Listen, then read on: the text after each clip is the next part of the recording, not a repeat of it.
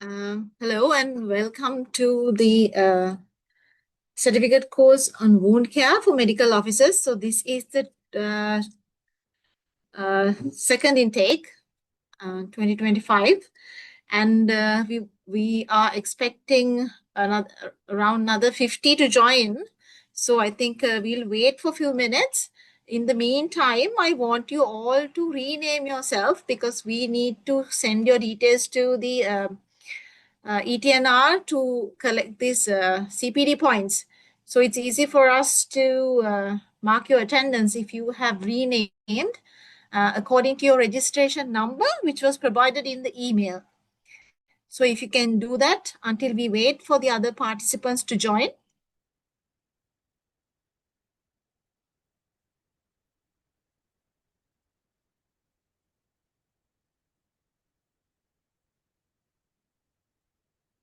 So I think we have about 69 now. Yeah, 69 and counting. Yeah. So this is not the official start. The honorary president will come and start the session. But beforehand, we want to uh, lay down some ground rules like you it's better for you to if your the bandwidth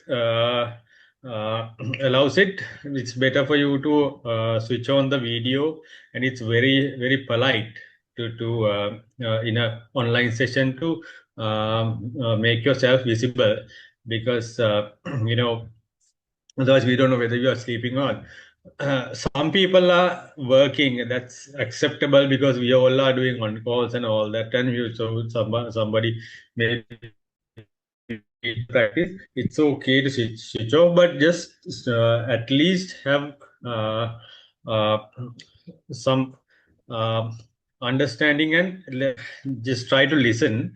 And if there is a question, always barge in. So we actually need a discussion. We all are learners, so we have to do a discussion. We are like I would rename this group as actually learning partners. So that's rule number one: is uh, everybody participate. There's a question. Get on the board. Get on board. And otherwise keep the mic uh, closed. But any time, at any point, you don't have to raise arms. Just switch on the mic and ask questions.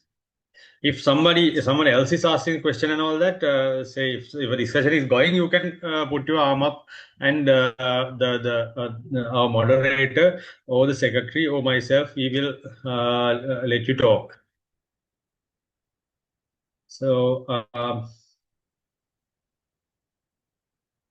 yeah, there are so many discussions I see going in the chat box.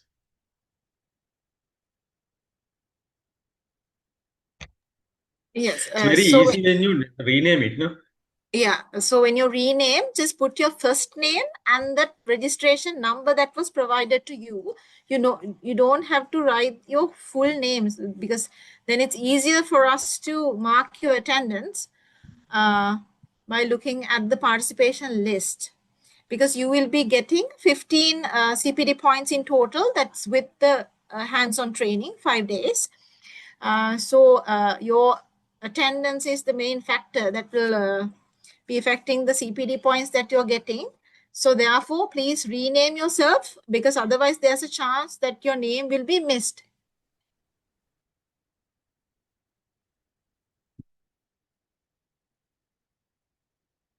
So I still see some names without renaming.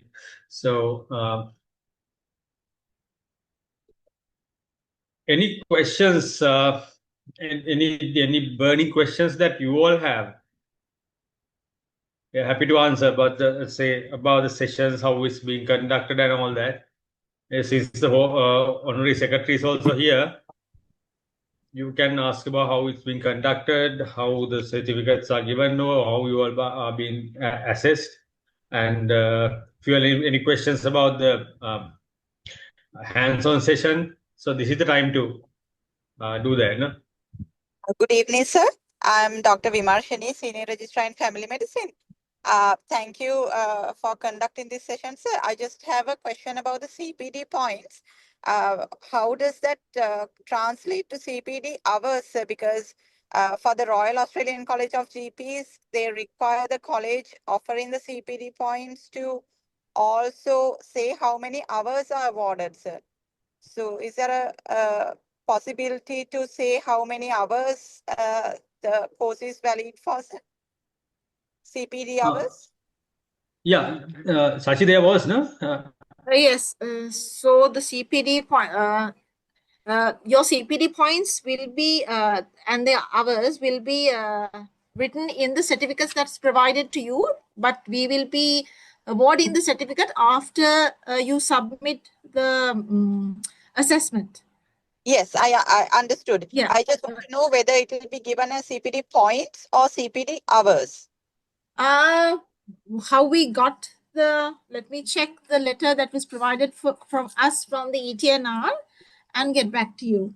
Okay. If whether it's written at hours or as points. Okay. Okay.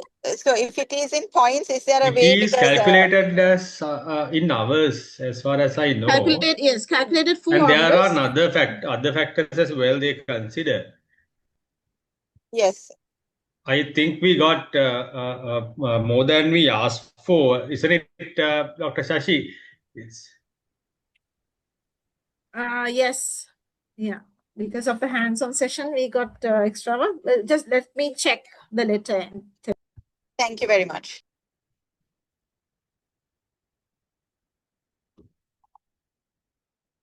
any questions?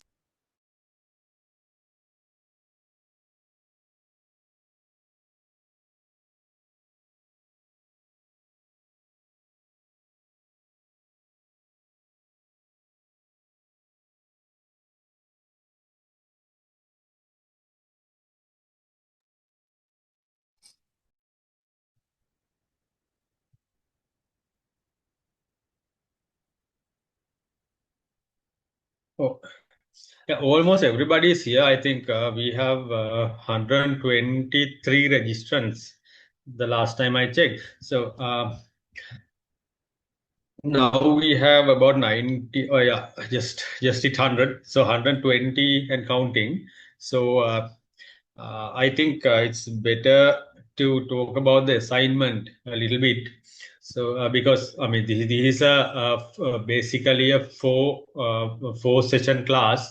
Uh, it's say we will be meeting you all online for about or for only 2 hours. That will be say it never ends in 2 hours. But anyway, so once in a week, 2 hours. So that's not going to cover all of wound care. But this is a start. It's a basic course, but you can. We are trying to give everything we have, but assignment is the thing that will actually to get it into you, like putting concrete. So basically, assignment is about you applying this knowledge. So find a suitable patient from tomorrow onwards. Try to find a patient, one patient, and apply what is being said. Say, now today I'm going to talk a little bit on how to assess a wound. So we will be giving you all a sort of a proposed model of an answer. So it's answer in the sense a wound assessment. Just put your case into that, and you can have that written. Uh, and then next week you will learn about wound biology.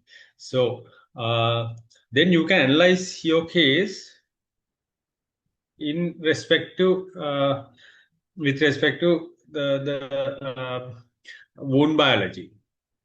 So you can write an account on wood biology, and I mean you can read around it and give some references. That will be the ideal thing. Then graphs, so any material that will be made to your discussion, and then discuss about your case, how the what we taught applies to your case. Some things may not be relevant, but some things may be more relevant. So you can explain that. So lengthier the better, but write at least maybe I can't remember the word limit. There's no word limit actually. Minimum amount of words. Sashi, is there? Have we defined the minimum amount of words in the assignment? We will let you know about the assignments in due course, and we will send further Last time details. there was. Yeah. So I think because we are waiting for another around 10 people, but I think we can start right now because I don't know whether the others are joining or not. Yeah, if the honorary president is here. Yeah, he's here. Yeah, I was just carrying on while he enters the case. So yeah.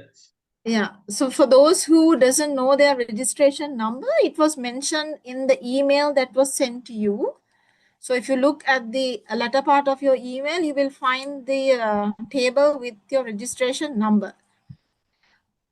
In case you couldn't find it. And so I think we will start right now. So to start the session, let me cordially invite the President of the College of Palliative Medicine of Sri Lanka, Dr. Ranga Pereira, who is a consultant surgeon and as the Dean of the Faculty of Allied Health Sciences of Sir John Kothalavala Defence University. So over to you, Ranga.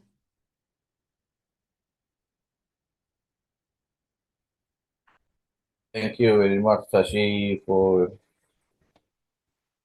thank you very much for that introduction and inviting me to start this session. I think this is our third session, I believe.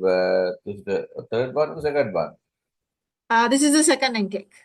The second one, yes. No, this is the third. Third, that's what I remember. This is the third. Yeah. This is the third. Course This is of the third run. Yeah. And I think I'm very happy to see that the numbers are increasing day by day. The first session we only had about 20 25 doctors, but now we have more than 100. I'm very happy that all are joining and learning the new trends and the proper care of the wounds. And yes, I just close my window and it's easy for me to talk, and then I will share my presentation.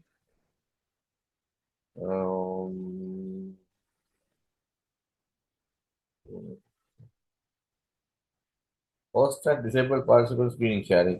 Can the host please enable for me to share my screen? Sashi? Chitra is the host. Chitra, if you can enable sharing. Sure, madam.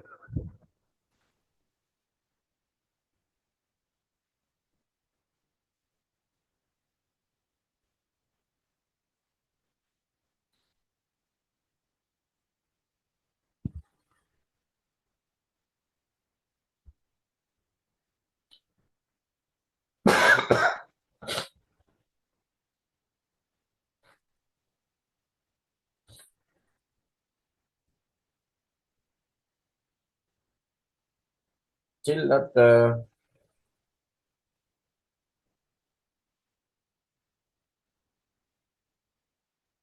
possible for me to share. Try now.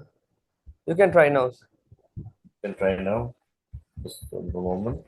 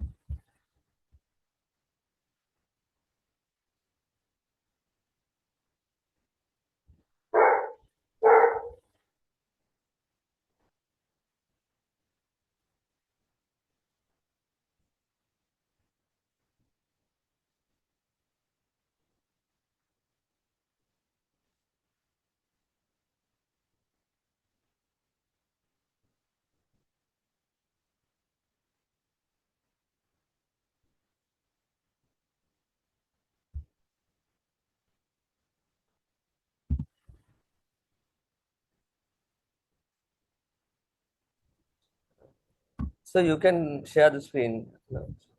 Can no? Right. Okay. Give me a second.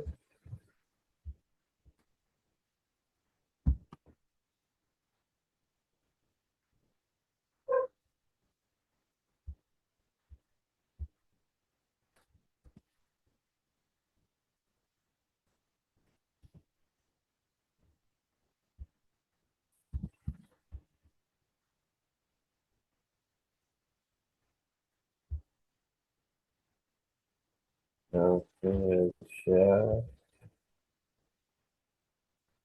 Can you see this? Yes, yes, we can see your Yeah. PowerPoint. I'll go to the slide. Yes, cancer. Okay. So I will discuss about wound biology, the main scientific aspect of wound and wound development and wound healing. So before that, I will just touch on what's happening there. Now, wound burden of Sri Lanka. Now they have estimated that one of the various sciences estimated the wound care cost of Sri Lanka is about 0.188 billion US dollars for the year of 2019, which comes to about this much, right? If I try to tell that, I will be like Rosicena Nayaga. So it's 732,779,264,000 Sri Lankan rupees. This is the annual cost of wound care in Sri Lanka. So that's a huge amount. That's a huge amount because in the surgical items, the most costed expenditure in Sri Lankan medical supply department is wound dressing. Gauze, just gauze. Gauze is the mostly used item, recurrent item in Sri Lankan medical supply unit. The Sri Lankan market cannot supply gauze. So we bring gauze, the cotton from India. That's the amount that we are using for wound care. And for someone who is on economics, you can see the market. Sri Lankan market was projected about 1.36 million US dollars, and it will be rising from 2025 to 2029 by 20.49%. So when it comes to millions, 0.49% is a huge amount. So you can imagine how much we spend in wound care. We means us, our taxes. Our tax with them, 32,000, sorry, 32,779,264 million Sri Lankan rupees are spent from our pocket for the wound care of general public. So you can imagine how many cars we can buy. Right. So learning objectives about the wound biology. So I'll just give you a small introduction, and there are some definitions we need to learn, and we'll just go through a little history of how the wounds were cared and types of wound, process of healing, phases of healing, and factors affecting wound healing. And I will just touch on the management of wound care, but that will be basically done by Tusita, Tushan, and the team, right? So definitions. What do you mean by a wound? Then wound the wound can be defined as an injury to the part of the body that involves damaging the integrity of the tissue or body structure. Right? So when we say someone is wounded, that means there is damage to the integrity of the tissue or body structure. That means the skin, epithelium, fractures, blood vessel damage, all these things can be considered as a wound. Healing is the body's response to injury and attempt to restore the normal structure and function. It implies the disappearance of the process of inflammation and the replacement of that by either regeneration or repair. So the healing means the body is trying to attempt to bring the body to the normal structure. That means the injury, the wound is made to be healed is telling that it will be bring back to the normal structure and the function.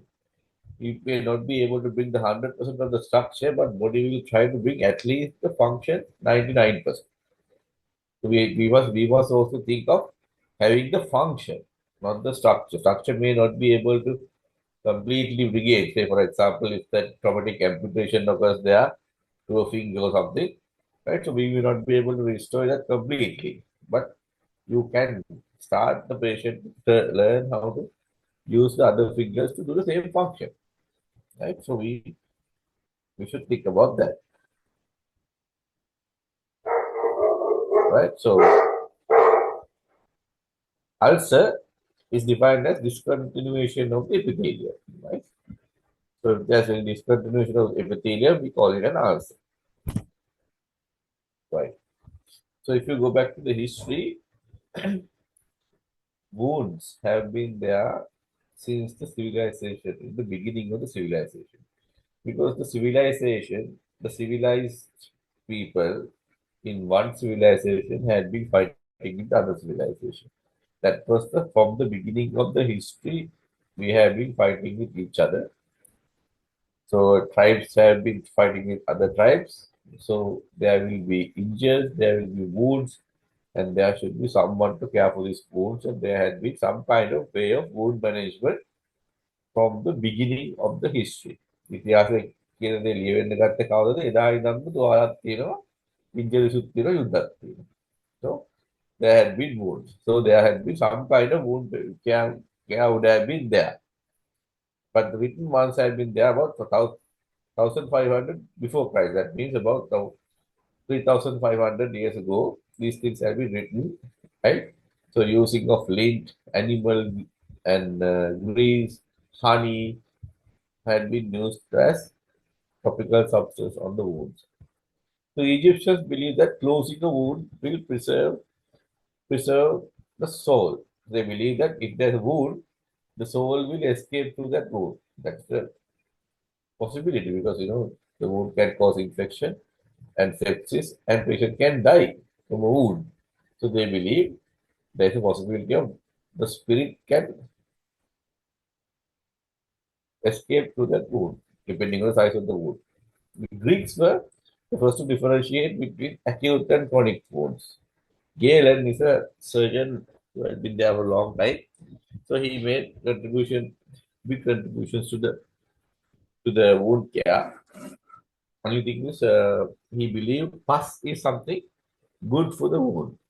So he realized if there's pus, that is a good sign.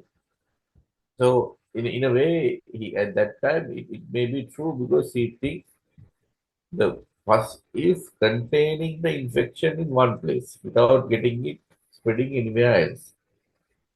So I think abscess formation is a good thing at that time. So he thought abscess formation is good, and what we need to do is to drain the abscess. So in that draining the abscess will heal the wound. That's true. That's what still we are doing.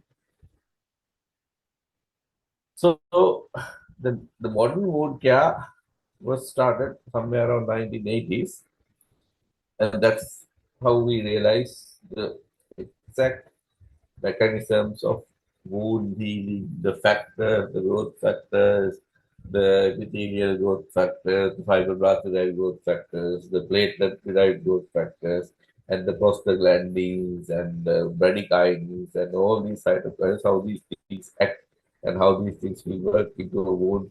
What is the place of the neutrophils and the macrophages? What is the place of uh, platelets? What is the place of all the other factors were described during these 1970s and 80s. And then only we realized how the wound is healed and how much we can contribute to the wound healing.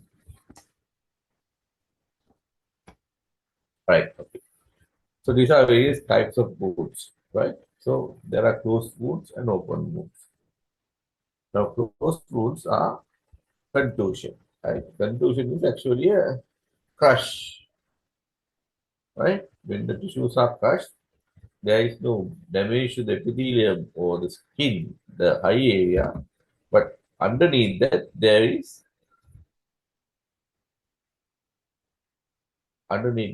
a tissue damage, and there will be hemorrhage, and there will be hematoma formation. So we call it contusion. Abrasion is again a closed wound. Only the epithelium or the outer layer of the epithelium was damaged, but inside the skin is not exposed. Right? Hematoma is almost same as contusion, but hematoma, there may be internal bleeding without any tissue damage. So that may be hematoma. There may be blood vessel damage due to spontaneous rupture or any other thing, but there will be collection of blood. But there may not be a continuous, that's the difference between hematoma and a contusion. There may not be a damaged tissue other than the blood vessel. Right? So open wounds are incised wounds. So we all know insides are cut wounds, clean cuts are there. Lacerations are cracked wounds. The wound surfaces, especially on the scalp, we get cracked. High, thick skin will get cracked and open up. So that's a lacerated wound.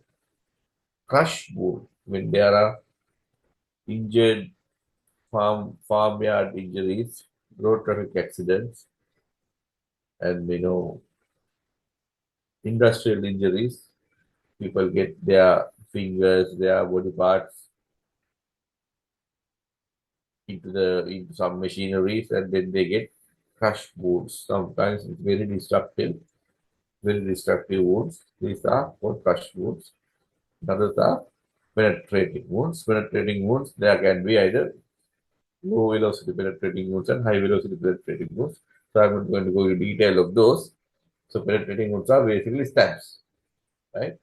So these kind of penetrating wounds, the high velocity injury, penetrating wounds like gunshot injuries, rifle injuries, kind of thing, will not come to us for wound care. They will be going into accident and emergency services for management of their vital functions. So these are, and even the stabs like this will go there first and then not to come to us.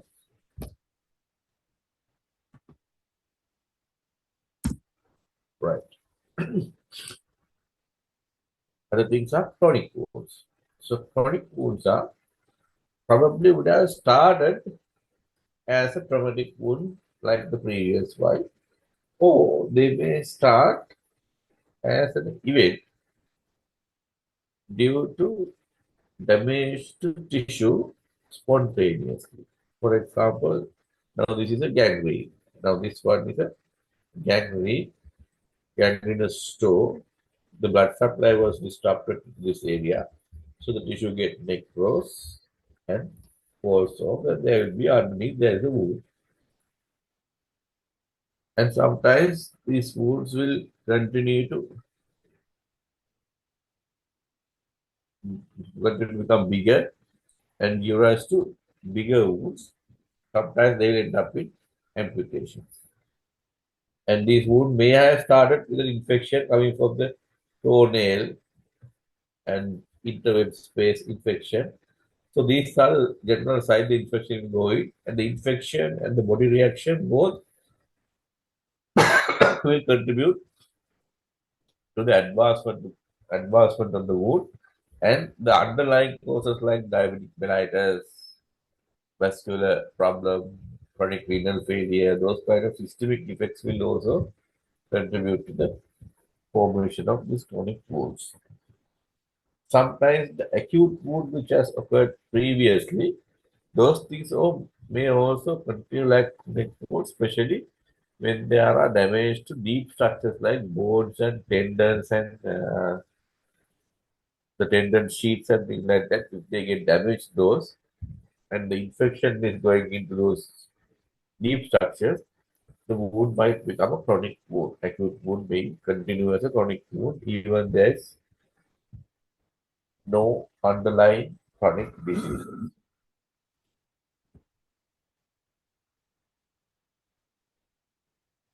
Right.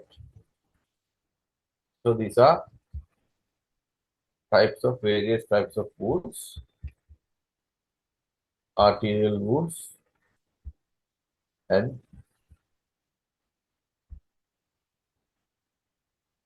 venous wounds. Which are the difference? How to differentiate arterial and venous wound? I'm just telling you these things just to for the interest, right? And these are other chronic wounds. Neuropathic wounds, diabetic wounds, pressure ulcers. Those are the typical type of chronic wounds.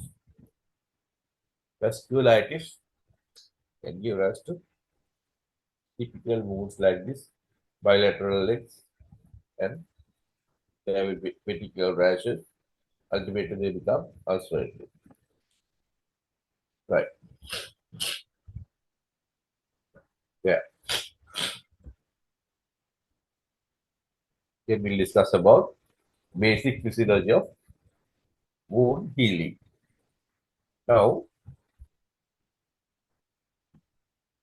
the process of wound healing involves two parts. One is regeneration and repair. So, regeneration is when the healing takes place by proliferation of parenchymal cells, usually it's also complete restoration of the original tissue. Right? So, our body is made up of parenchymal tissue and the mesenchymal tissue. Parenchymal tissue is the cells which that organ is made of. For example, if you take the liver cells, the hepatocytes are the parenchymal cells. Mesenchymal cells are the supporting tissue that are the fibrous tissue, the liver capsule, and the various septae which are separated in the tissue, liver cell. So that is what you call the mesenchymal tissue. Now, if you can remember your histology, the liver functional unit is like a hexagonal shape arrangement. That arrangement is made up by a fibrous ring. That fibrous ring is made up of mesenchymal tissue. The hepatocytes are the parenchymal tissue. Same way, our wounds, there are mesenchymal tissue and the parenchymal tissue.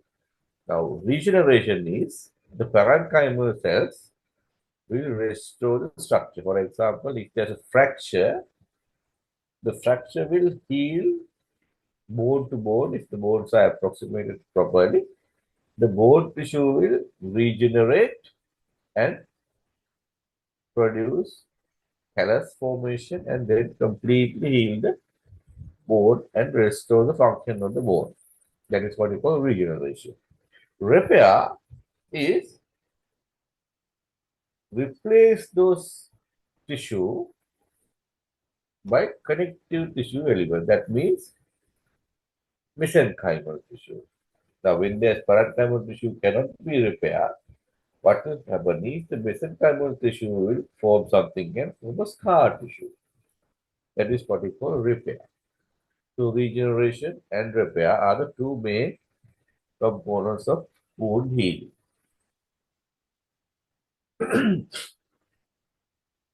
For example, now if there's a cut injury, if there's a blood vessel underneath, the blood vessel will, if the two ends are connected close by, the two ends will heal on itself. That is what we call regeneration.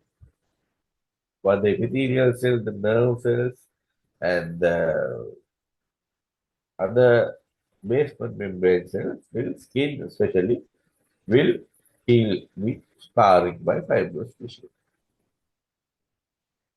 There is no scar on the blood vessel. Right. So regeneration. So some parenchymal cells are short-lived and some parenchymal are long-lived. So you should know about that. Short-lived parenchymal cells are something like the intestinal epithelium, the epithelium of the hair, skin, and those things are short-lived. Very quickly these cells will divide itself and die off. Blood cells is another one. And some parenchymal cells are long lifespan, something like nerve cells, muscle cells, kidney, liver, those are long-living cells. Right? So to maintain the proper life structure, these cells are undergo constant regular control by something called cell cycle. Right? So these cell cycles are affected by these factors called epidermal growth factor, fibroblast receptor growth factor, platelet-derived growth factor, transforming growth factor beta, endothelial growth factor. Those things are just not just names. You should know some of them at least, right?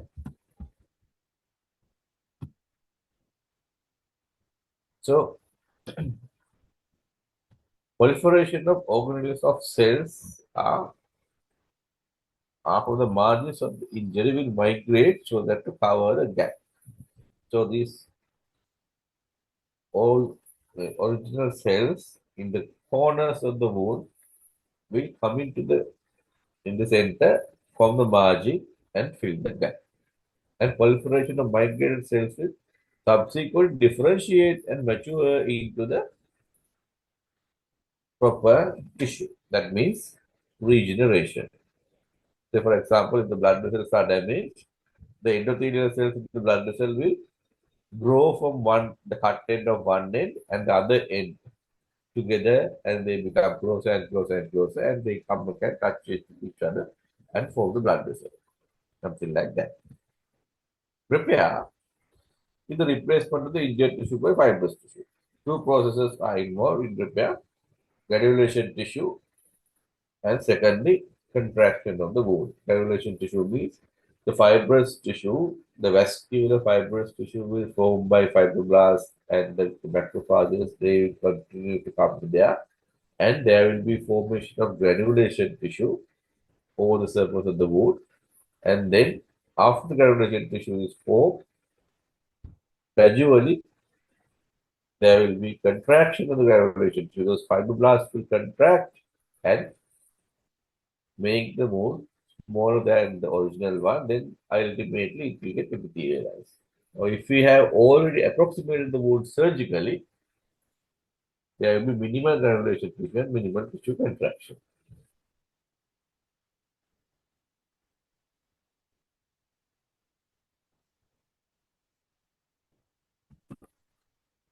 Right? Phase 3 of the repair is, sorry, there are three phases. First phase, now repair has three phases.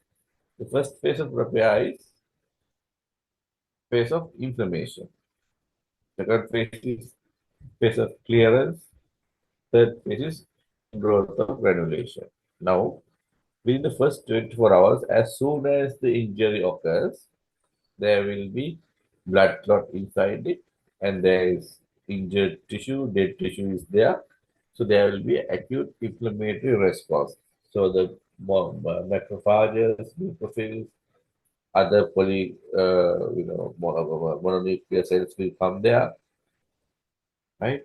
And they will form an inflammatory reaction, right?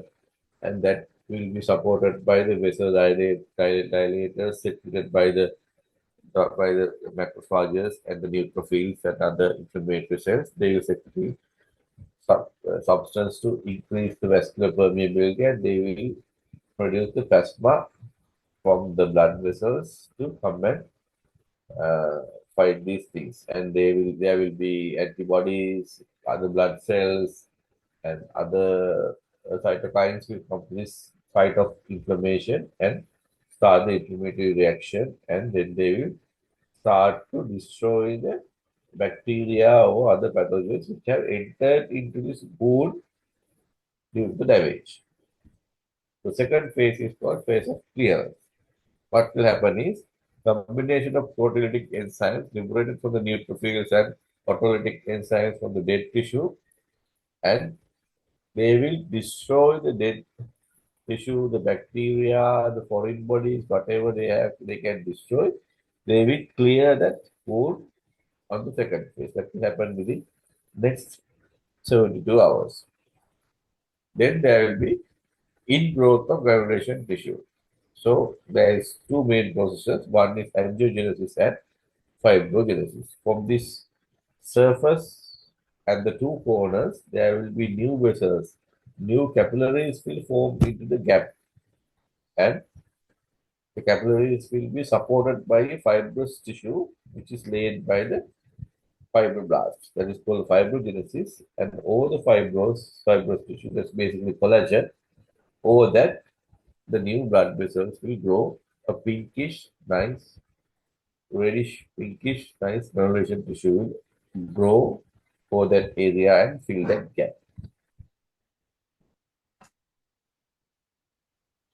So angiogenesis is a formation of new blood vessels at the site of the injury take place, and proliferation of endothelial cells in the margins of damaged blood vessels will come out. So angiogenesis is stimulated by proteolytic destruction of the basal membrane and take place under influence of the following factors. These are the factors: vascular endothelial growth factor, platelet-derived growth factor, and tissue transforming growth factor beta.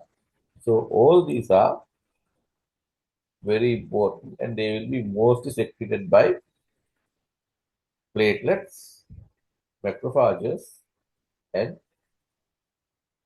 fibroblasts. Right? So these are the main three factors that will induce the vascular regeneration or angiogenesis. Now, by 72 hours or 3 days, the granulation tissue will start forming, and then it will get completed by 14 days. And the wound start to contract. Right? These fibroblasts have their myofibrils. Usually they have something called myofibrils, and they tend to contract, so the wound will get smaller. Right? So these cells have features of immediate between fibers and corpuscle cells. And then these are the cells are the ones that is make the wound contract, not the fibrous tissue.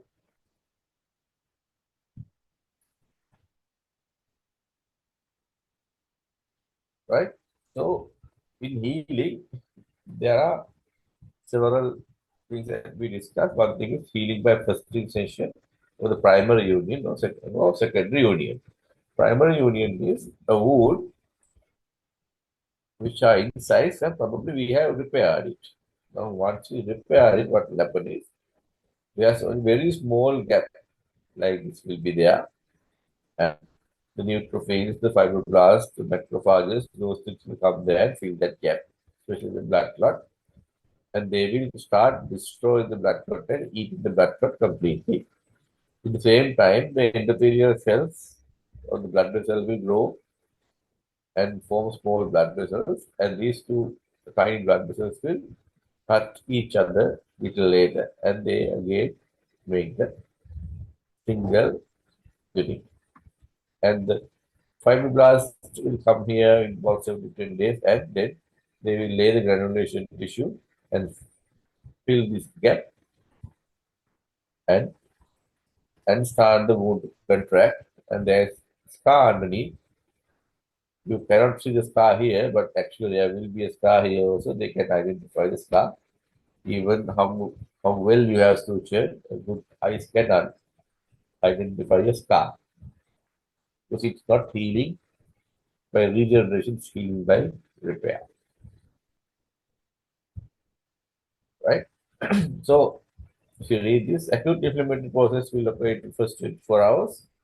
Then appearance of polymorphs will be there. By third day, polymorphs are replaced by macrophages that will destruct the blood clot, the bacteria which are waited the wound.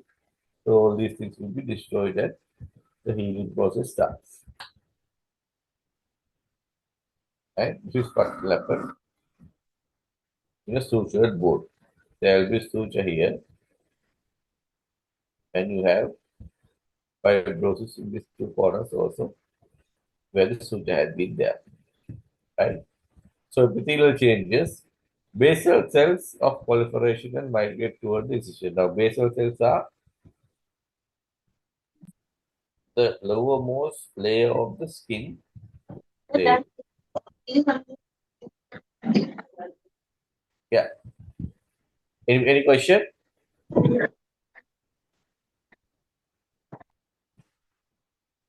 Okay.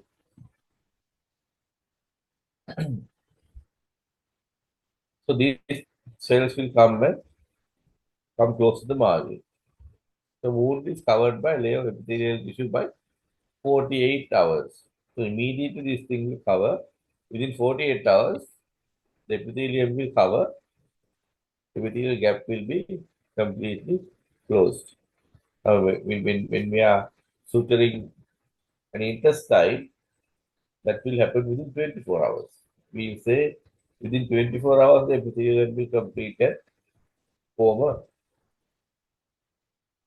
the epithelial bridge, and nothing will pass through after 24 hours. That's why we start the feeding from 24 hours onwards. Secondly, the marginal epithelial cells will separate the underlying viable dermis from the overlying necrotic material. So that will separate the viable dermis here from the underlying overlying dead tissue, the scab.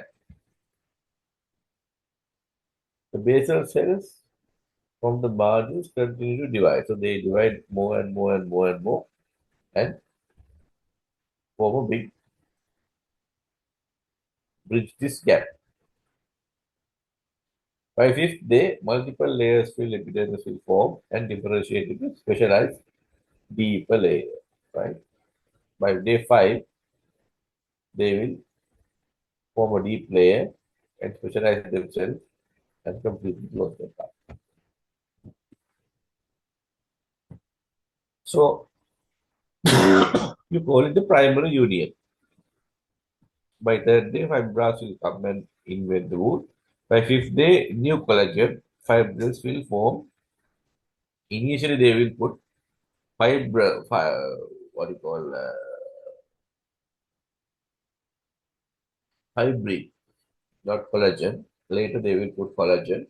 That will be all again replaced by collagen type 3 and type 1 later. So collagen type 1 will be replaced by type 3 later. By fourth day, scar tissue will scanty cellular vascular elements. There will be very small inflammatory cells and completely won't be filled by 1 month time. Right? Again, the same thing I'm just telling you again and again, just to make sure you understand this stuff. Right? This is the incise wound, and this is the wound that has bigger area. So that area, initially there will be inflammatory reaction, and the marginal basal cell will come and separate the necrotic scab and the underlying tissue. And the underlying tissue will have fibroblast and macrophages will come there and replace it. And then the scar tissue will form, and the basal cell layer will ultimately push out the scab out.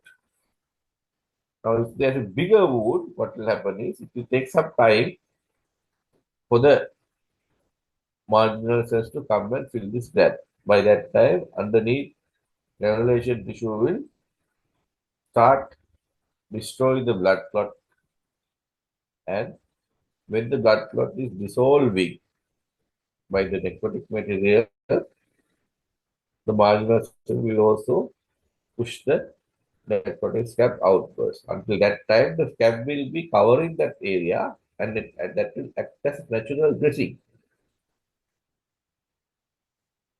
And later the fibrous scar will be there, and the fibrous tissue ultimately contract, and then there will be very small fibrous tissue will be there at the end of the scar formation. Right. So what are the complications of this wound infection? Complication of wound healing. Number one, main problem of wound complication is the infection. With the damage of the tissue, infection is the main problem. Implantation. So various substances can get implanted in that area. Even our skin debris, our skin material, hair follicles can get implanted inside the wound. Pigmentation can occur. Sometimes there will be hyperpigmented. Sometimes you can see the sky is darker than the surrounding skin, and sometimes there is hypopigmentation. The sky is lighter than the surrounding skin. So both these things can be problem. Deficient scar formation. Scar is not adequate. Wound is poor. Wound healing is poor. Sometimes scar is hypertrophic. Scar is bigger than or unnecessarily larger than the required amount. So there is too much of collagen and granulation disease format. Scar is hypertrophic or keloid. Keloid means the hypertrophic scar is usually at the margin. It is not going beyond the margin of the skin, the wound, but keloid formation. The keloid scar will be bigger than the usual original wound. You will outgrow the original wound. So that's a bigger problem. And later, this keloid scar can undergo ulceration again, and later they can become malignant transformation. That is what is called Marjolian ulcers. Especially burn scars typically undergoes this Marjolian ulcer transformation that can have the squamous cell carcinoma can develop in a keloid scar.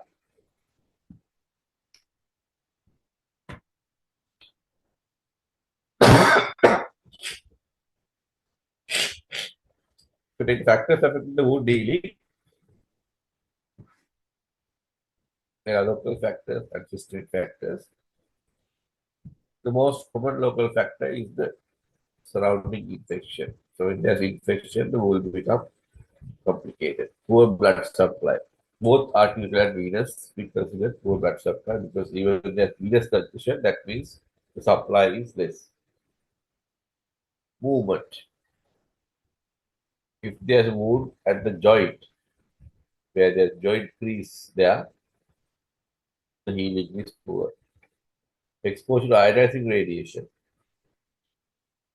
So either the area where there was radiation was given before or after the formation of the wound, before you had to be given radiation, the wound healing will be poor.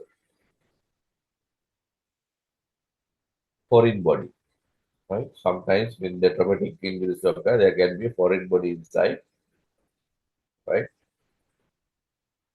Wood piece of wood, piece of glass, those kind of things can be there. And sometimes a toenail or a person's own tissue or a necrotic tissue like a piece of bone can be acting as a foreign body, right? Bone involvement. That means the infection is going into the bone, chronic osteomyelitis. And when the wound has been there for a long time, it undergoes malignant transformation. So the malignant transformation is also local factor wound complication or wound healing. Systemic factors, age is number one systemic factor. The older you are, your wound healing is poor. And younger the patient, the wound healing is best, right? They say the infant, the neonate, the first 10 days of life, if you operate on them, the healing will be complete by regeneration. Even the skin will heal by regeneration. There will not be any scar. You can't even identify any scar in neonates when you operate on the neonates. Right? Nutrition. Nutrition is a very important factor, especially protein, which the main substance required, protein, vitamin C, zinc, vitamin A are the main factors. So nutrition is a very important factor in wound healing. Systemic infection. If the patient is having a pneumonia or any other systemic infection, wound healing would be poor. Uncontrolled diabetic. That is the most common problem we encounter these days. Uncontrolled diabetic is the number one problem affecting wound healing for us. Hematological abnormalities like thalassemias, leukemias, that will also come as poor oxygen supply to the wound, like the poor blood supply. The problem is systemic now, right? The thalassemias, hemolytic anemias, sickle cell anemias, those kind of diseases will have poor wound healing.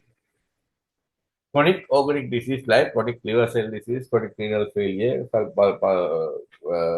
obstructive pulmonary disease, those things are again another problem. And very rare things I have not put here, something like collagen vascular disease, angiodysplasia, those kind of rare diseases are also a factor for wound healing. Now, these are barriers.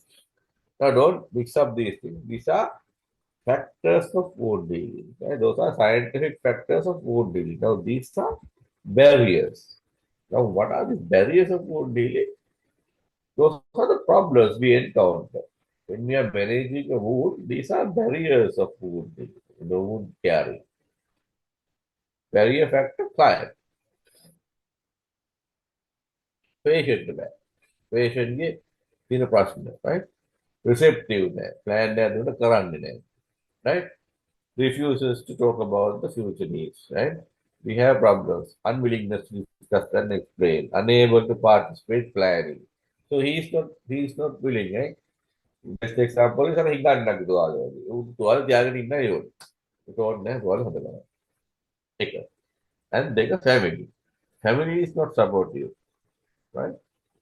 So they are not coming for discussion. They are not coming for the on time for the wound dressing, and they have to bring their father or mother for the wound healing. They are not coming on time, so they have various other commitments. So they don't care about the patient and the wound, right? Case managing, that is our problem, right? So if we are caring for the wound, these are our problems. Knowledge of the plan. So we have lack of knowledge, lack of comfort. We are not trained enough. We don't have education enough. So that's what we are. This is what we are going to fill this gap, right? You need to identify them and answer these questions, but you need to identify your problems also. The program. Our plan is not functioning because lack of funds. Patient funds there, corporate funds there, right? So when we are planning, say for example, we are planning to use a back dressing. So back dressing can patient is already there. Back dressing can apple salary there. So we need to find a donor. So those kind of problems are there, right? So initial assessment tool, those are the problems. And system problem, right? So system problem means the problem of the healthcare system, right? So I don't want to talk that too much because I might end up in jail if I talk too much on that area, right? So you know what's happening there in the hospital. People are resigning, people are not coming, so we can't even ask the patient to bring that kind of dressing now from the private sector if it is available there in the MSD. Even now MSD අපිට එනකොට කවද වෙන්නේ now we say example now this patient has come here now to get this wound dressing, so if we don't have the wound dressing, if you want to get that thing, we have to order it from the MSD. So until that time we have to dress it with something whatever we have and order it. That could take about another 2 months to come. By that time patient may not be needing that kind of dressing, we may need something else. So those are the problems of the system. Right. Little bit of the microbiology.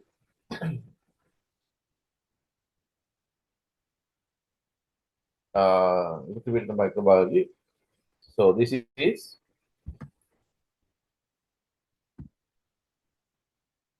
what you call problems we have faced, right? So there are commensal microbes and pathogenic microbes, right? The commensal microbes are usually they are found on the skin, and they're usually there. If we use unnecessary dressings or unnecessary antibiotics, we will be killing this good microbes, and that will destroy the skin barrier, right? So if the commensals are there, wound healing is better, pathogen is better, and it will produce this interleukin 27, and these things will be better if the commensals are there. If the pathogens are there, they will form biofilm, and then they will be pathogenic, and they will form oxygen free radicals, and they will damage the tissue too much. So we need to identify to where to draw the line, and there should be very good balance. That's why we put it on a seesaw, right? They should be on the balance. If we overtreat, they will die. They might also die, but they might come back again. If we undertreat, they will also come.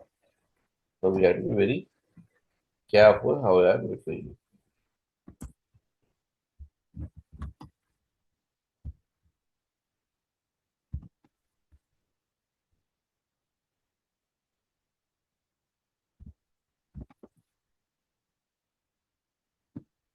The commonest microbes we have are Pseudomonas, E. coli, Staphylococcus, and Streptococcus. Right? So all these things are important, and there will be host factors, respiratory disease, hyperprolactinemia, and neuropathy. Those are the host factors, and these are the microbe factors. And these are, if you are properly managing, the wound should heal on time.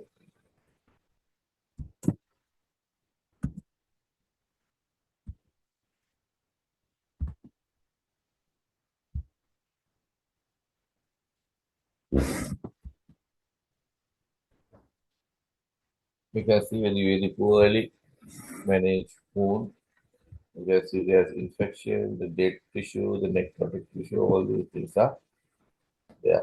Classical wound. Okay. Any questions so far?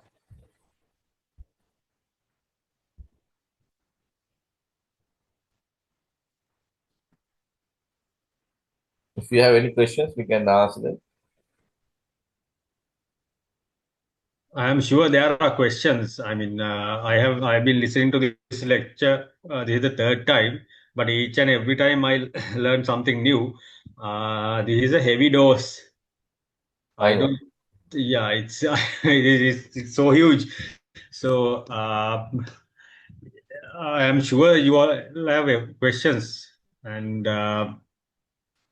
now is the time to ask and clear out your minds. Please ask some questions in the sense, I mean, this is Any not, question? Any question? I don't think there are certain things that you can grasp at once. Uh, The recording will be what do there. you think, President?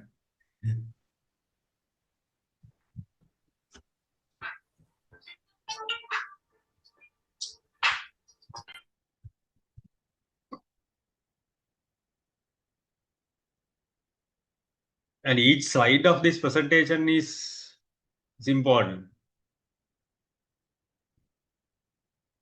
So this is how you are going to analyze your case when you are writing up the assignment. So you have to be really clear of what each and every concept is.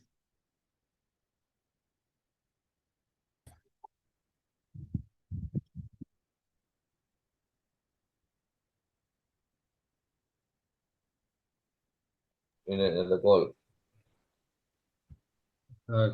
Yeah, they have asked the most interesting question. Can we get the presentation slides, sir? Yes. It will be there. Sorry, Teresa. So we will be uploading the recording into YouTube for a certain amount of a period of time, and we'll be taking it down. So when we upload it, we'll let you know.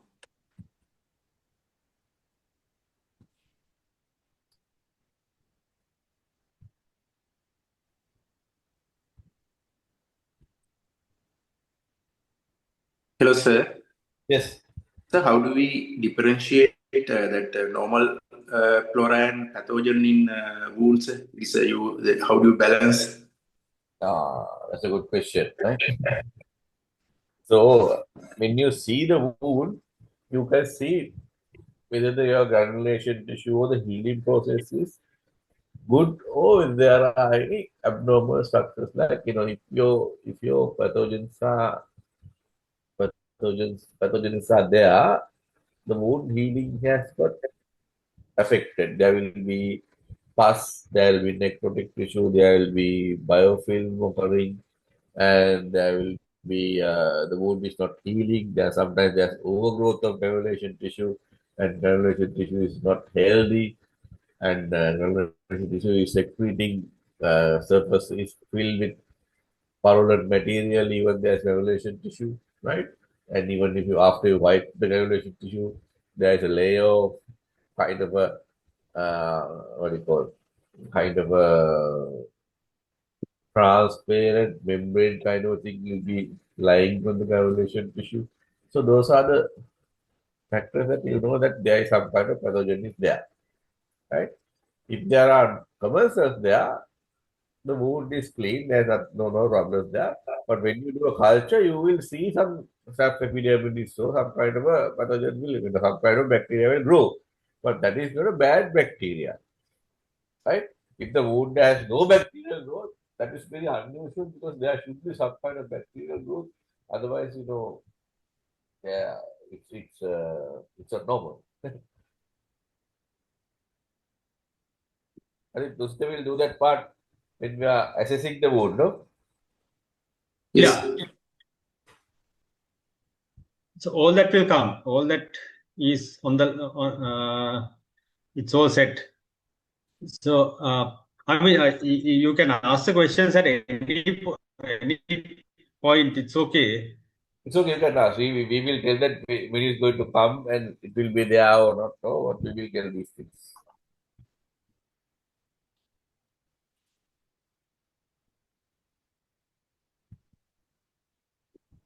So, what is the role of antibiotic in maintaining normal flora and destroying pathogenic bacteria?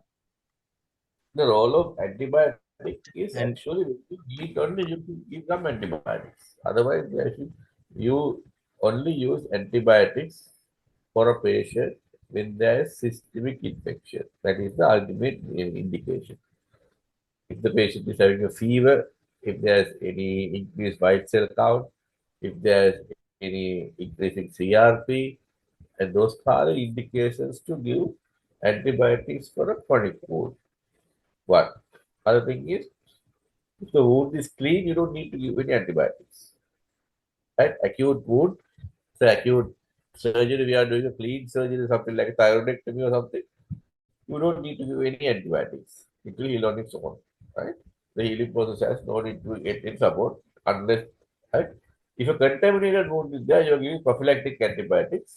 Say for a farm, they are injury something, then you can give prophylactic antibiotics. If a chronic wound, only indication to give antibiotic is when the patient shows systemic infection. or spreading infection, something like wound is there and surrounding cellulitis is there and wound is spreading everything. That means there is infection going on. And patient is showing systemic signs, fever, high white cell count, and high CRP. So in this kind of situation, only you should give antibiotics. You should not unnecessarily use antibiotics for wounds which are not having any systemic infection. Clear?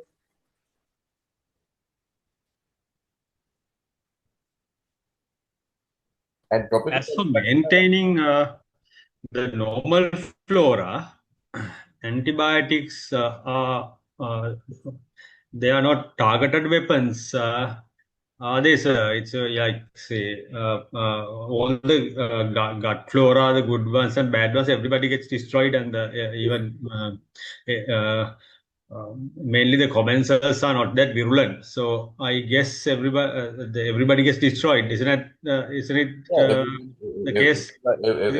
Yes, sir. destroyed, yes. Without So, checking everything, we get destroyed. yeah.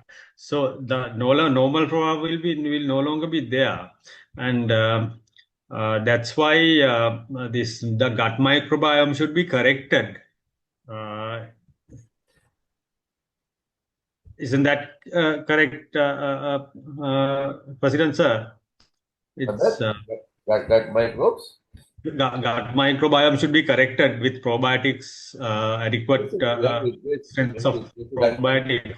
Gut microbes are very important. Gut microbes are is an essential part of uh, your symbiosis. You know, we need them because they are the one who are producing some vitamins, and actually they are the one who are destructing the cellulose into their level, and that cellulose is the one that is used by especially the large bowel as energy source.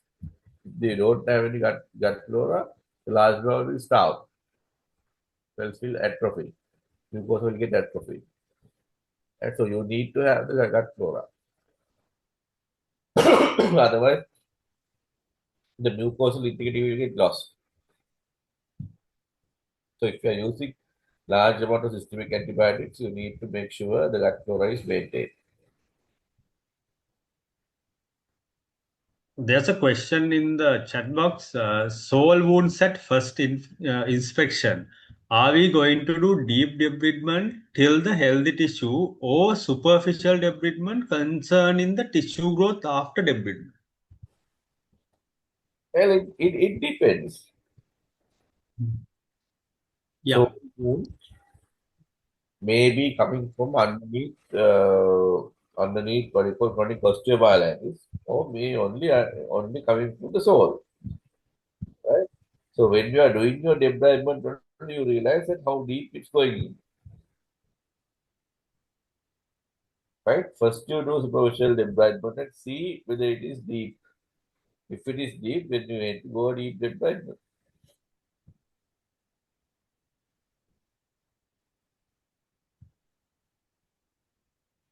Yeah, I can add to that. So the question is, I think the first inspection, are we going to do deep debridement? I mean, even at the first inspection or the second or third, it doesn't matter if there are necrotic tissue pus and septic material, you have to remove it.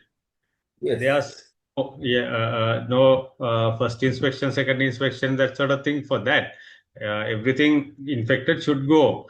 But the thing is, you have to be really careful when you are making the incisions and all.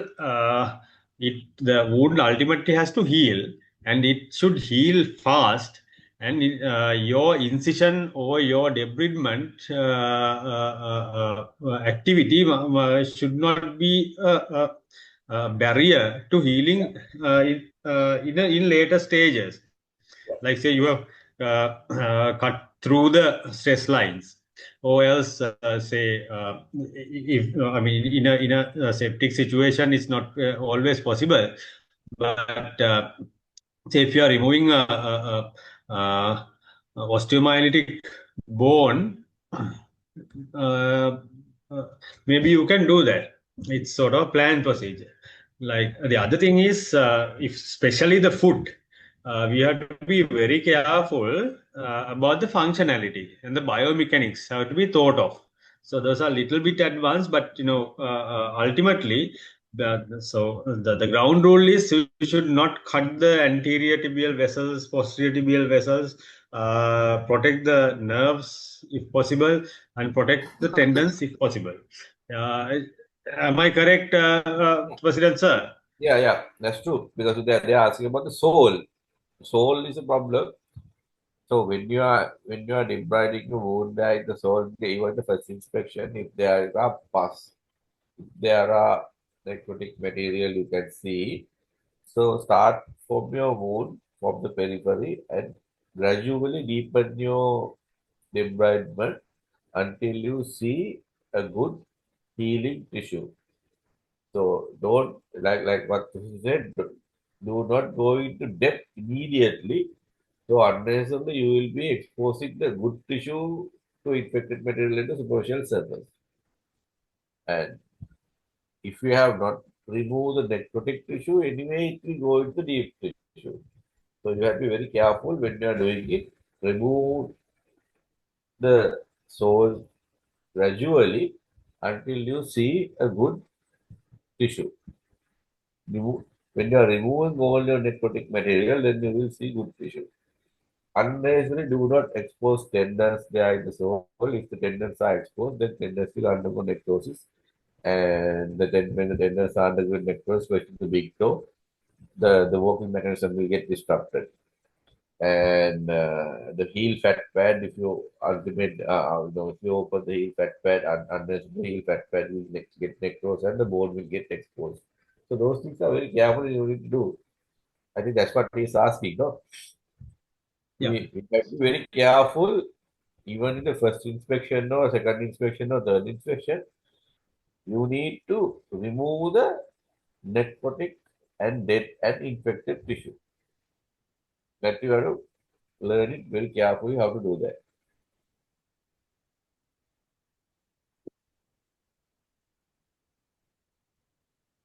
And if you are in doubt, always refer up. Yes, definitely.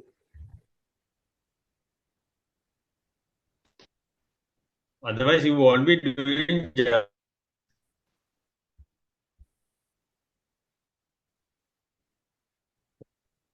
Any other questions?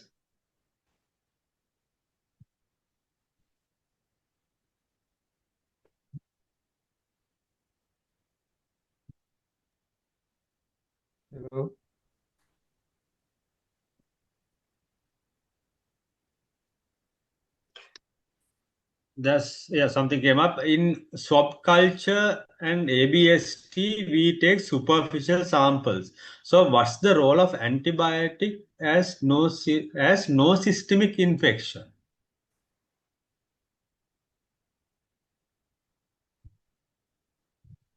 Yeah, actually, you don't need to give an antibiotic if there's no systemic infection.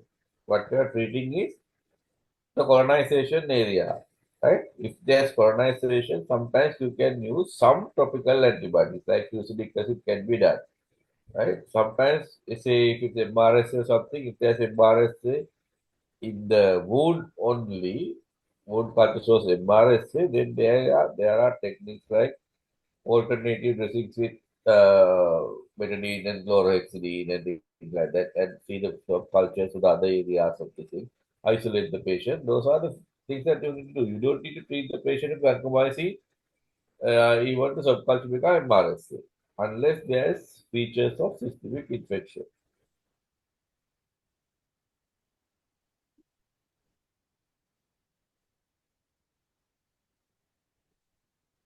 My question is that why should anybody do a subculture, superficial subculture on a chronic wound? If it's not no sepsis, no local sepsis, If nothing. there's no local sepsis or systemic sepsis, no need to do subculture. Yeah, it will be anyway colonized. We'll be finding out. We'll be figuring out that there's water underneath the bridge. doing a lot of investigations.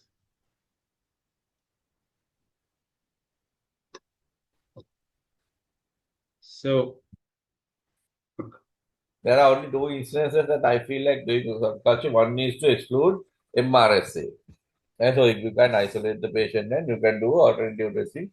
There's a specific management for MRSA. You go to the College of Microbiology, they have their guidelines how to manage MRSA colonization. So go through that and learn how to manage the MRSA part. Other thing is when there is a if you are planning a skin graft for a wound, the wound granulation tissues in the wound, when you are planning for a skin graft, then you have to do a culture and see if it's not colonized by harmful bacteria which can damage your skin graft. That's the only indication to do a skin graft in a chronic wound which is not having any systemic features. so another question is, Yeah. what are you going to? Yeah. Is removal of damaged tissue parts a prerequisite to heal a wound? Yes. Yes. Not damage actually, dead tissue. Damaged tissue can be repaired sometimes. So if there's any dead tissue, yes, you need to remove that. So what we can do to reduce excessive scarring, which causes tissue skin contractures change into morphology and prosthetic problems. Well, that's a completely different topic. We can't, we can't discuss that in this year.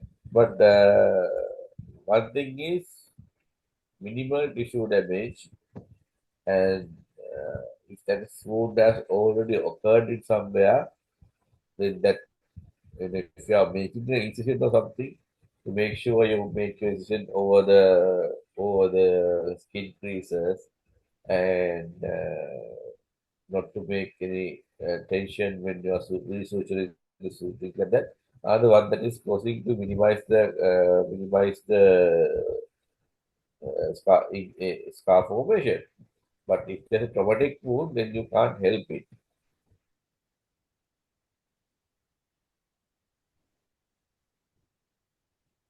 So it's an infected callosity diabetic patient. Do we have always have a need to wait until the infection settles to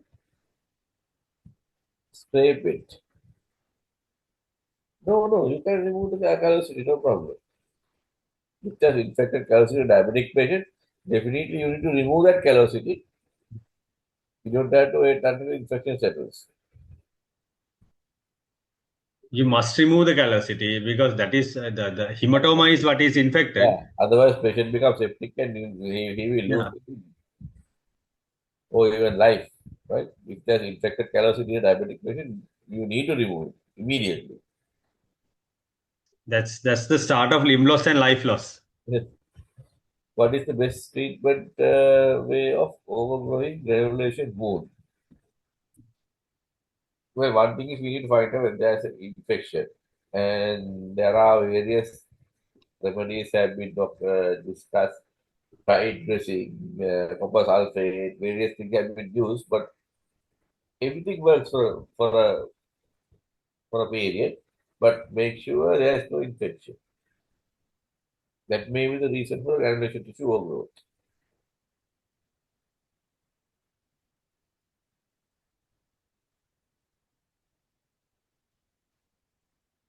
Just to find what is causing overgranulation and correcting it, isn't it? Yeah, basically you need to find out what's happening there, especially exclude the infection. Basically, when you shave off the hypergranulation, it usually shows. Like we can scrape out and then you can put some copper sulfate or tide dressing and immediately graft it. There's no infection. It's necessary to do a culture and exudate of pathogenic microbes colonized wound to resuture an infected wound. Well, it depends. If you are resuturing a wound, if there's no evidence, clinical evidence of any granulation tissue, there's no need to do a culture. If there is any evidence of pus or necrotic material or infection, better not close the wound. If there is no pus, good granulation tissue, not necessarily to do a culture.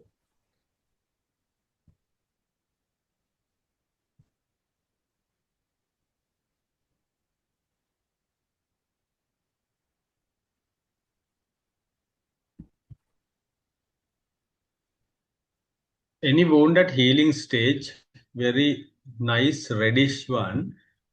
Example, leg wound in the gator region. Does the patient need EOD dressings?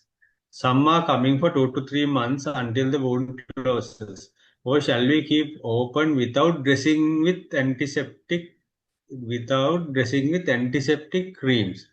Wound inspection once a week.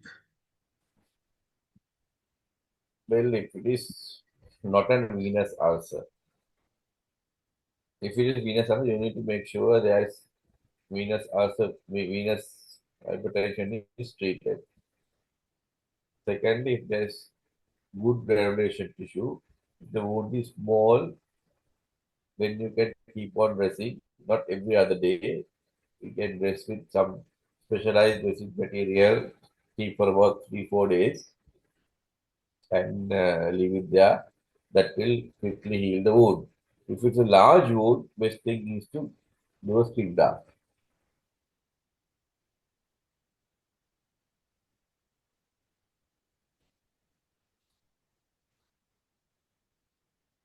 I can add to that. It's I mean there are nothing called EOD dressings. There is nothing called urine. It depends on the wound discharge. So it depends on it differs from wound to wound when you are going to review it. Yes. So Sometimes each you might need dressing 2 times a day. yeah, exactly. Sometimes you need dressing about 3 4 5 times, 5 days a time. Yeah, sometimes one we keep for a week or maybe 10 days here. So and keeping it open without dressings, that is I think that's unacceptable because it just leads to desiccation and non-healing. Yes, not kneeling and the wound become dry.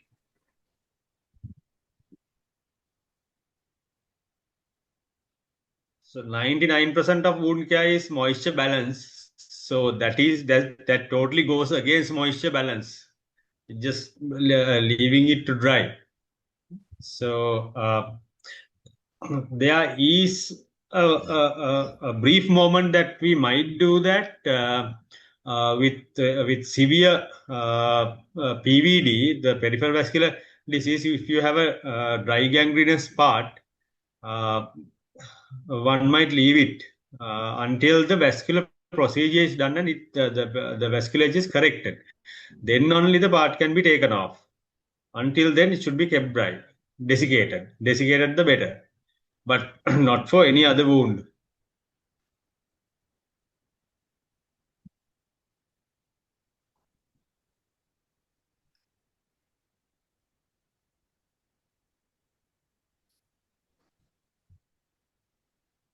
Any other questions?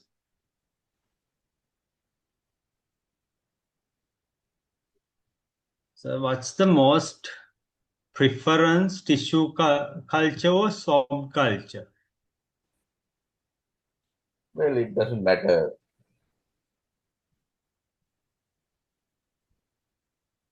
When you can take a soft culture, you take a soft culture. When you can't take a soft culture, then for tissue culture. It doesn't matter what would be the most preferred one.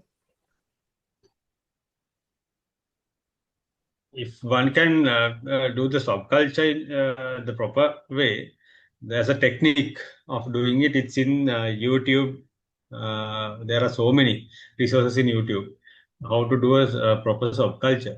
If follow that procedure, uh, I think both are the same. Both will give the same results.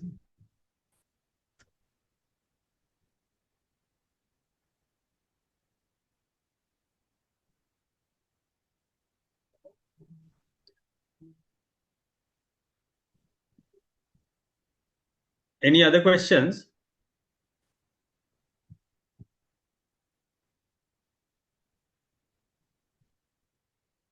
Now we have exchanged the next week's topics to today.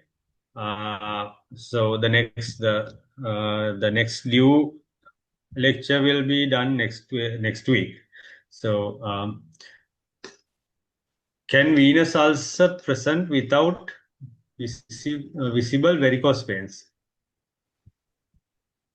Yes, yes, it can. Because sometimes the venous ulcers are basically due to deep venous insufficiency. That means it's not deep vein thrombosis. That means the deep veins are not functioning. The valves of the deep veins are not functioning properly. That is the main reason for the venous ulcer to occur. So they even after doing surgery for the varicose veins, the ulcer can exist even after removal of the superficial vein. So there can be instances where there is no varicose vein, but there is venous ulcer.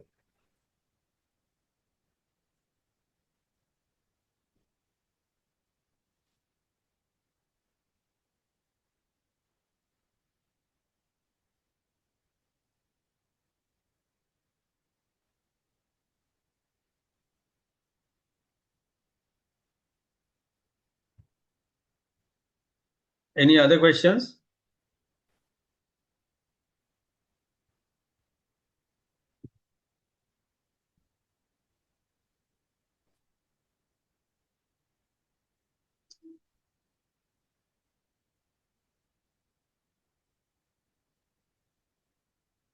There are no other questions. We can move on to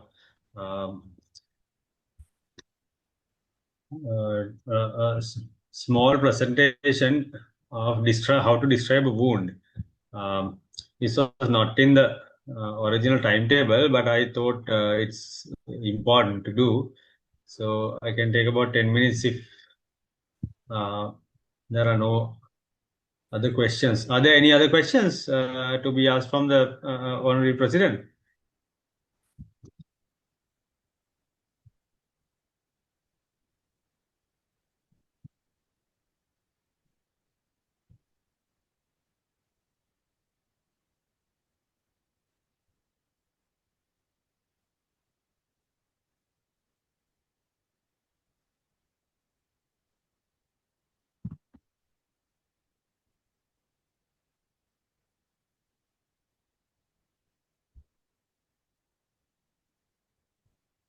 Shashi, are you there?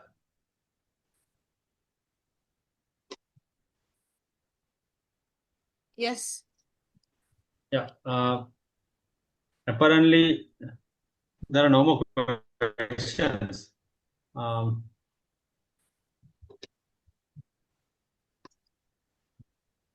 So I think we should thank the Honorary President and then move on to a smaller presentation that I have done for something else. But I think it's necessary here how to describe a wound. Yeah, okay. Yeah. And the wound disruption I will do next week.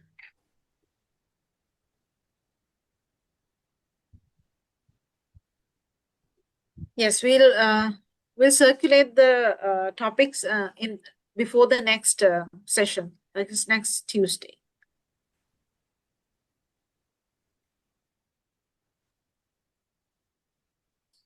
Okay, thank you very much then. So we will discuss the next topic next time. Thank you very much, sir. Then I'll take over. Thank you, Mr. Right. So this will be a short one.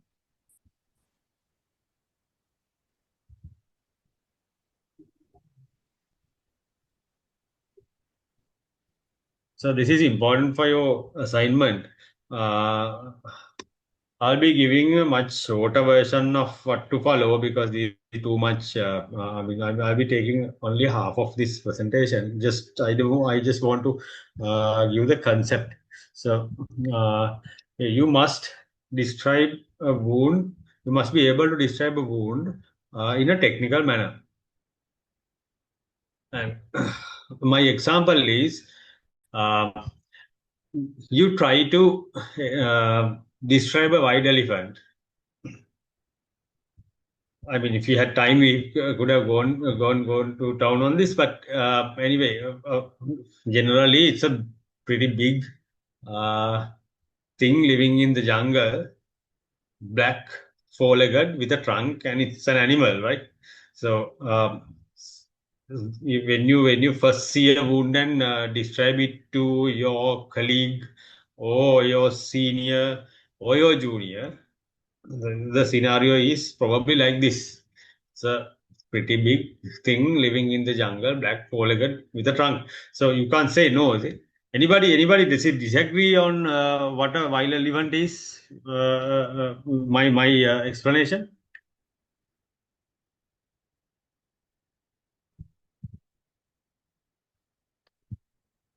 Maybe everybody is sleepy. So anyway, so here you go. This is a pretty big thing living in the jungle uh, with four legs, black, and with a trunk. Is that correct?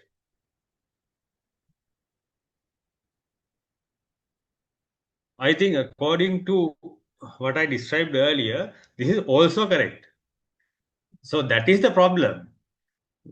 When you are describing a wound, that's why we need a standard answer so that everybody understand what they're saying. So whatever you put into that mill, ultimately society should come out. So there's a proposed model. This is, I think, quite lengthy. Now I will give a very simpler one later. So that is what basically you have to follow in. Okay, let's see. I'll give it right now. Wait.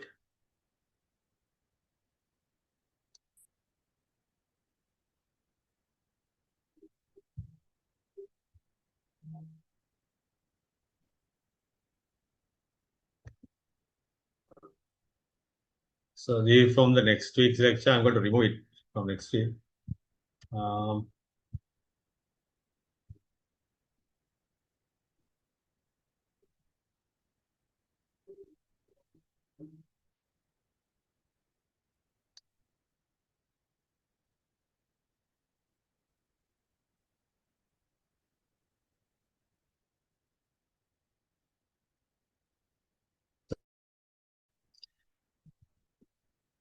you talk about the wound bed, its tissue type, exudate, whether there's infection, and you talk about the wound edge, whether it's macerated, whether it's dehydrated, whether it's undermined, whether it's rolled.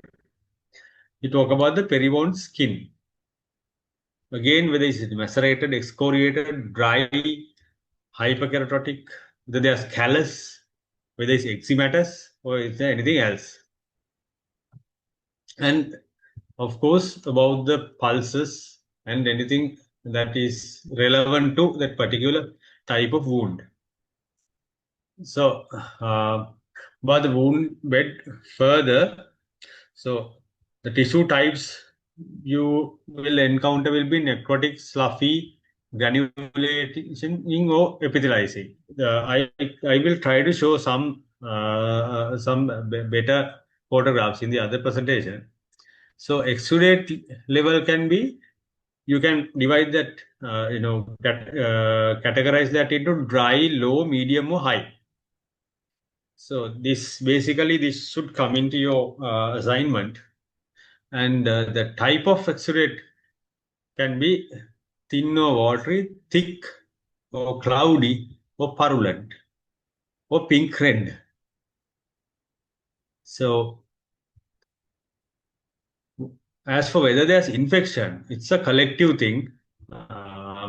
you have to check not only say you are checking the wound bed, but it will extend to the edge and beyond to the periwound area as well. So you can state that here when you are discussing the wound bed, angry granulation tissue, and the others are also it seem to be just edema, erythema, you know, malodor, and uh, uh, so there are and various other things. So that's about the wound bed. Then wound edge.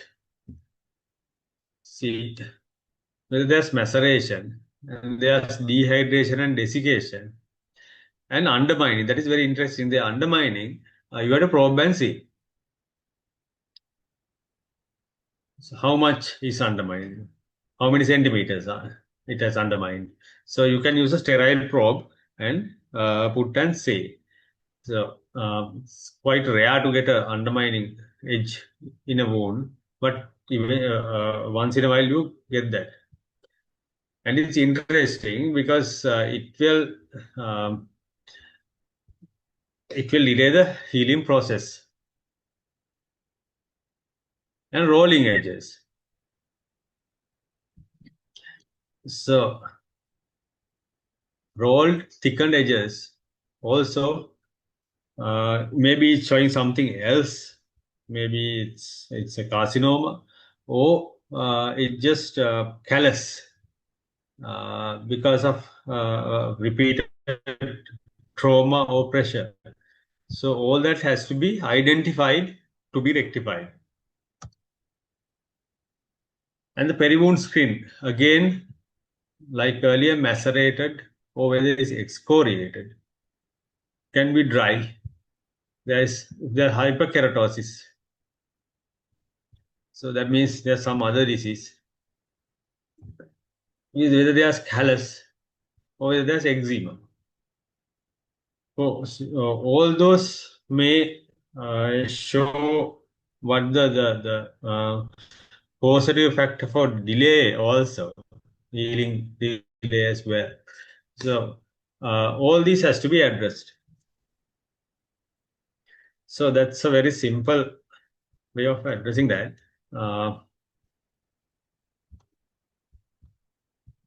Give me a moment.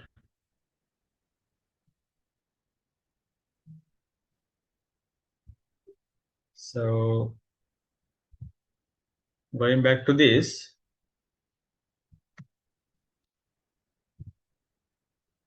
So these are few key things that you have to remember. So what is slough? What is pus? What is necrosis? We have to identify those. And you should know, you all are doctors, you should know the anatomy of that area and identify the important structures. So you should know when you're assessing the wound, where it is. Now that also comes in the description. So I'll next week I will give the whole list. So today just have that the simpler system that I showed you, and the position in relation to a anatomical structure, that everything has to be there. So you should know what are the important structures in the vicinity of this particular wound, and you have to be able to differentiate between good granulation tissue and bad granulation tissue, like slough and pus. So identify swelling and epithelial tissue. Some examples. Most all of you all, I'm sure, have seen epithelial tissue at some point. So epithelial tissue appears pink and pearly white.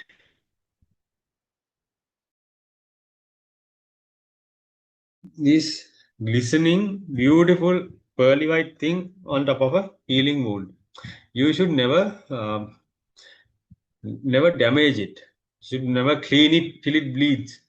And you should never put any corrosive like betadine or chlorhexidine or Milton or whatever onto this, because it will just die and it will delay the healing process.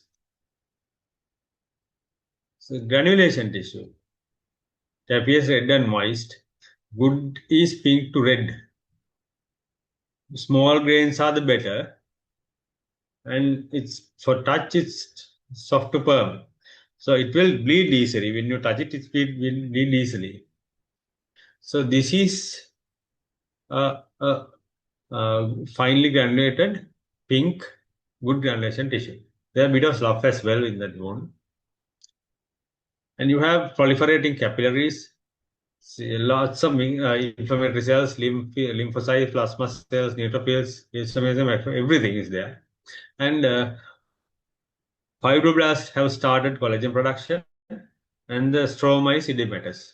So that's the good granulation tissue in histology. So you see these thin wall capillaries, it breaks to the touch. So this is one. It's red, sort of bluish red, uneven and very granular. It's not finely granular, blobby granular. So this means there's a critical colonization or some problem underneath.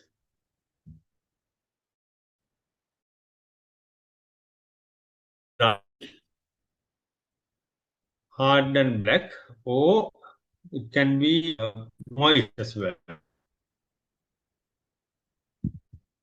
So moist is bad, dry is better in necrotic tissue. This is just dead granulation tissue, and it's very fibrous, yellow, see. What are these?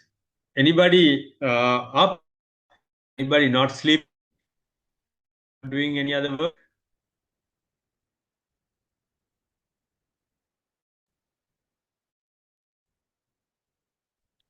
Anybody? Can be tendon. Yeah, seems a tendon. These are tendons. As Honorary President said, when you expose the tendons, they will die. So that's what has happened here. So this is, yeah, a bit of slough. But the major thing that strikes your eyes are two tendons. They are sloughing out.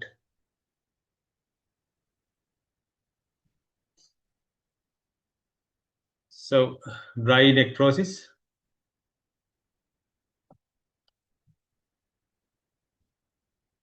So in your description of the wound, you should um, in the first few sentences say where the wound is. In relation to a anatomical body part. So that is important because that will also give a clue to what it is, what the wound is. So it's like the gate area, venous ulcer, everybody knows. The say sacrum, greater trochanter, heel, these bony prominences, probably a pressure ulcer. So if you see the dorsum of the foot, in the dorsum of the foot, not the plantar, dorsum of the foot, not the sole, the plantar. So it can be arterial or vasculitic. Very painful ulcers. Everybody must have seen this. If it's in the shin, necrobiasis can be necrobiasis lipoidica. Anybody has any idea what this tongue twisting thing is?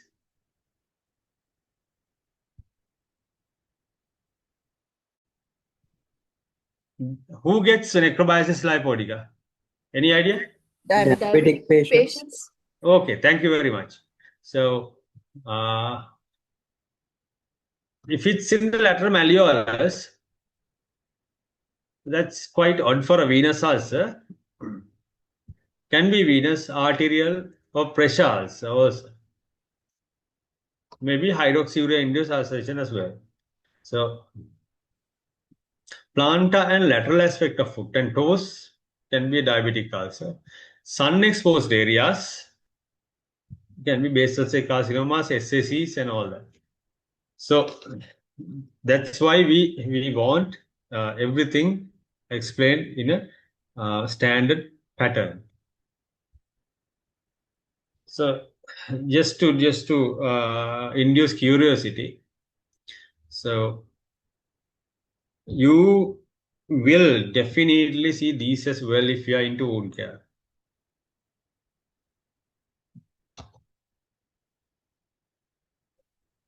Squamous cell carcinomas. You may think these are rare, but you will be surprised. These maybe in the book it's very rare, but if you are doing wound care, you might come across one or two. The problem is if you miss this and treat it as a callosity or something.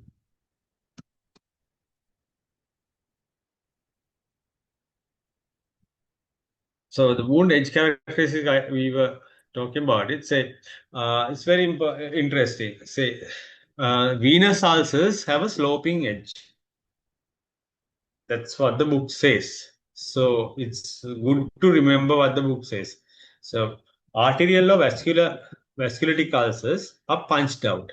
Hopefully, during the hands-on sessions, if we see these ulcers, we can appreciate these. Basal cell carcinomas are rolled. Squamous cell carcinomas are everted. Some people must have seen this. Tuberculosis and syphilitic ulcers are undermining. Vasculitic ulcers are purple. So, if you have seen a pyoderma, it's very easy to miss and treat as a venous ulcer. If you have a high index of suspicion only, you will get a case of pyoderma. You will see these purple edges and very sparse and blobby granulation, or a lot of slough in the base.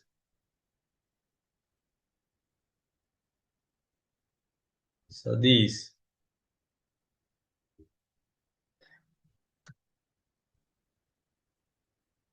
So whether the wound is clean. A clean wound has no cloudy X-ray, pus, slough, maceration, or biofilm. It's a beautiful red-pink thing. And about the depth, how do you measure depth? It's in the YouTube. There's a way to measure it.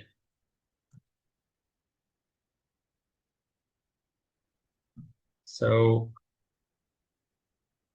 that's that short presentation. So now I will briefly, since we have about 6 minutes, I will briefly tell you what to write. So just follow this. Wound etiology or cause, just something about that. You might not know, probably this. And wound location, described with proper anatomical terms. So any alarming critical features at this moment that needs attention, like ABC. Chronic wounds, mostly you don't see those. The wound size measured in centimeters. So length, width, and depth. Then the surrounding skin. We talked a lot about that. And then, very important, the blood supply, the pulses. Then the wound edge. We have spoken about the wound edge characteristics. And then what is in the wound bed. Then you go into patient characteristics. Whether there's fever, erythema, how much drainage, and any nutritional deficiencies. Is he pallow? Is he in pain? What's the level of pain from 0 to 10? Is there any order, very obvious anaerobic order? Those are telltale signs. So, and whether you have any investigations at that moment. So, if you can pack all this into your wound description, that will be more than enough. So,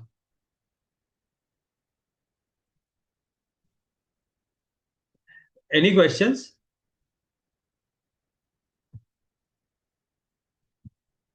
Anybody awake?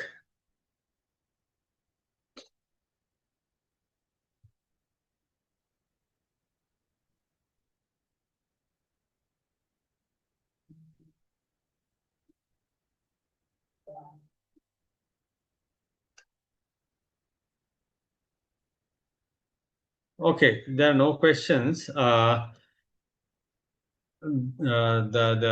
original lecture for 10 to 11 session will be done next week. So that will give you an overview of what to expect. I mean, you got a big dose of wound biology today, so I hope you will go and read around the topic, and then there'll be a bit of an overview next week, and overview plus we will discuss a little bit about certain concepts, the new concepts in wound care, and that will get you prepared for your the next few days of journey. And about the assignment, let's discuss next week about the assignment. Just try to find a patient that is easy to analyze and apply these concepts that we discuss here, like say Honorable President gave a big dose of how wounds heal, the stages of wound healing, and so many things. So how would you apply that to your case? Like, where is this wound stuck? In what stage? And what went wrong in say wound biology wise? What went wrong? And what can we do to correct it? So that sort of thing.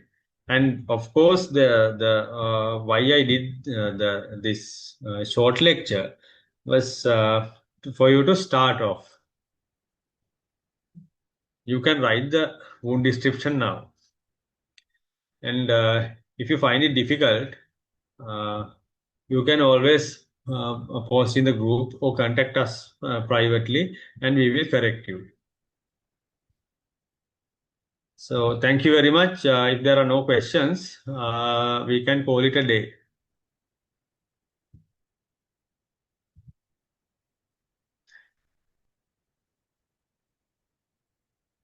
So, Shashi, shall we finish then?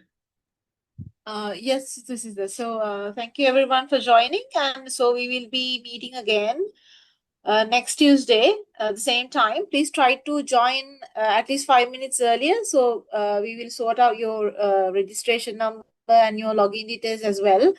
And thank you for joining, and we'll hope you'll join next time as well. And we'll update you on the CPD points, whether it's CPD hours or CPD points. So we'll get the clarification from the ETNR unit. And thank you for joining. Good night. Good night to all. Thank you very much.